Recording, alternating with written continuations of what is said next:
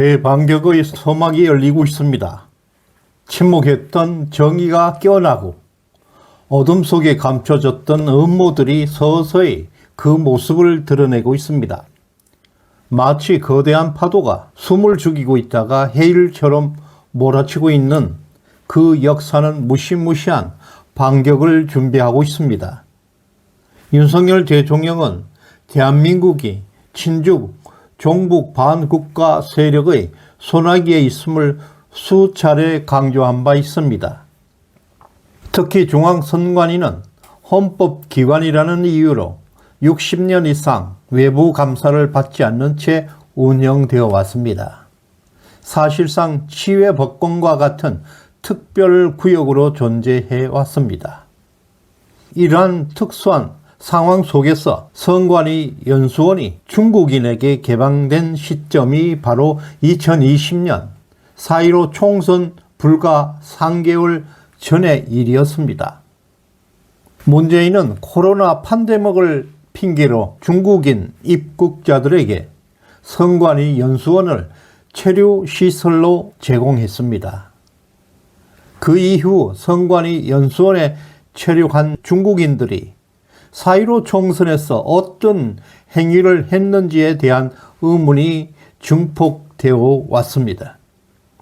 이러한 상황에서 지난 12월 3일 윤석열 대통령은 선관위 연수원에 130명의 계엄군을 대거 투입했습니다. 이것은 연수원에 중국인 99명이 체류하고 있다는 사전 첩보에 따라서 실행한 조치임은 분명합니다. 이러한 것들이 오늘 스카이데일리 보도에 신빙성을 더해주고 있습니다.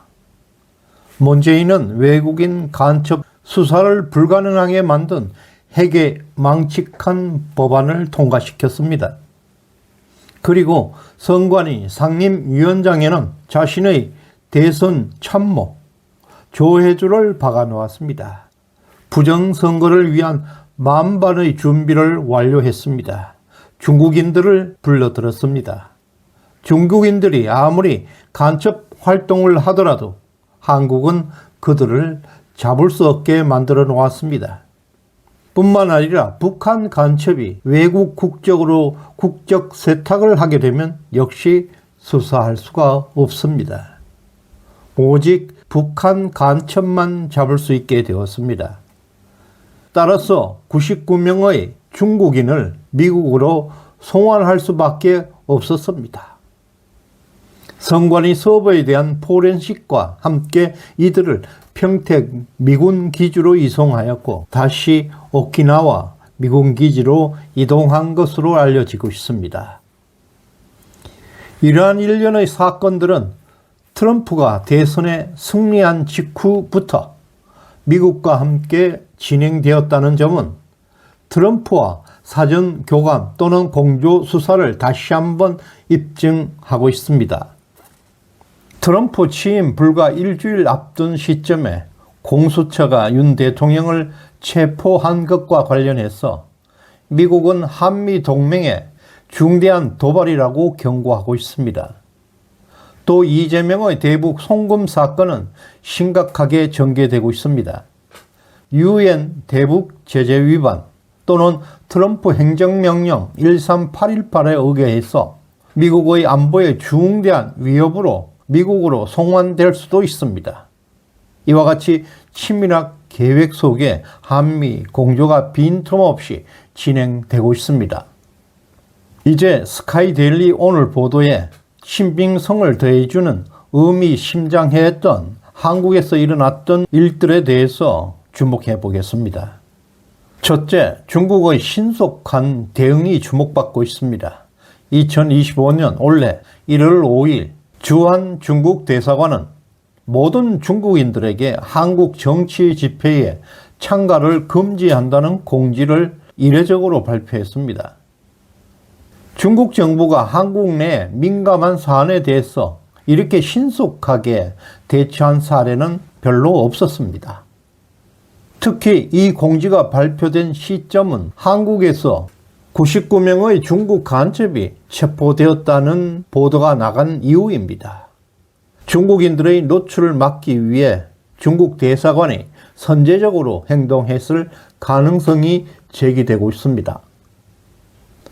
둘째, 미국의 즉각적 대응도 눈에 띄고 있습니다. 지난 1월 7일 기존 주한 미국 대사가 임기를 마치고 한국을 떠났습니다. 대사 공석 상황이 보통 수개월 지속되는 경우가 많음에도 불구하고 바이든 행정부이지만 트럼프 인수위에서 1월 14일 조셉 윤을 대리 대사로 한국으로 급파한 것입니다. 이 시점 또한 윤석열 대통령이 공수처에 자진 출석하기 하루 전입니다. 한미 양국 간의 긴밀한 협력이 이루어지고 있음을 강하게 암시하고 있습니다.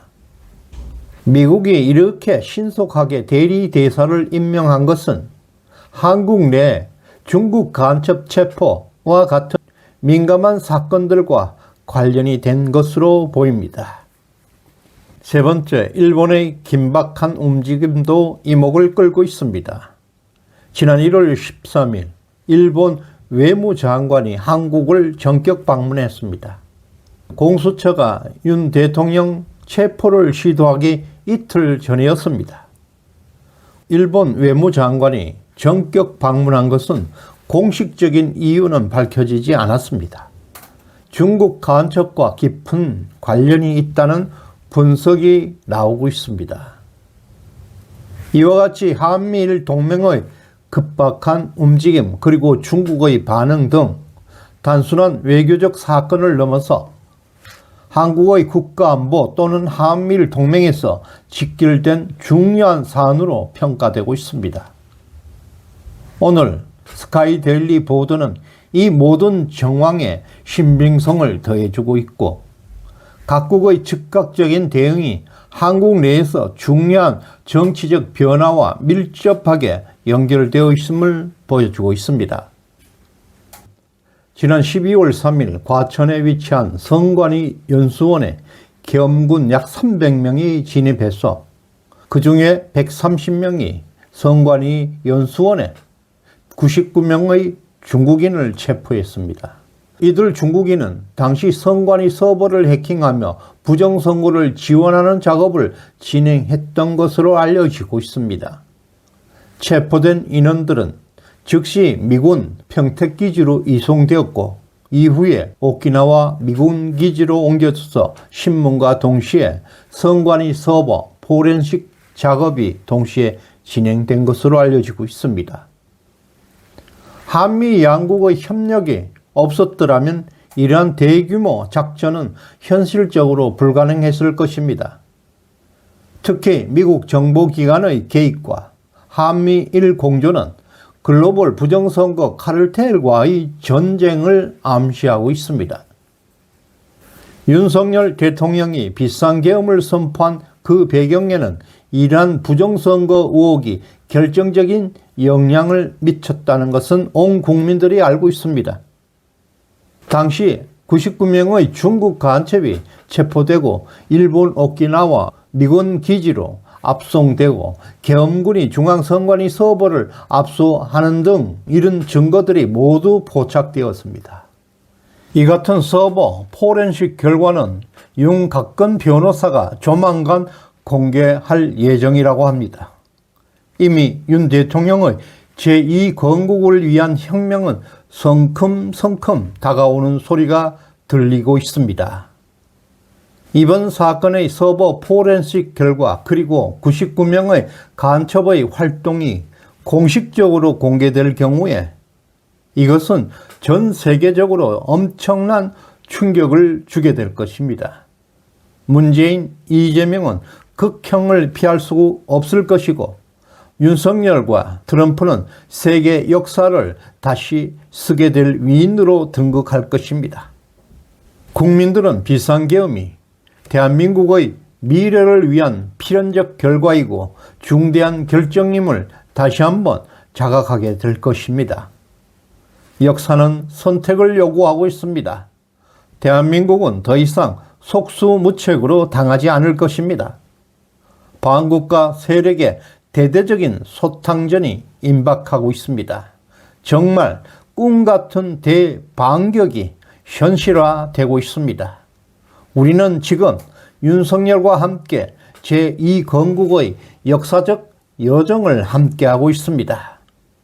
지난번 푸드트럭에 후원해 주신 이재원님을 비롯한 여러 후원자분들께 진심으로 거듭거듭 감사드립니다. 구독과 좋아요 꾹 눌러주시길 바랍니다. 고맙습니다.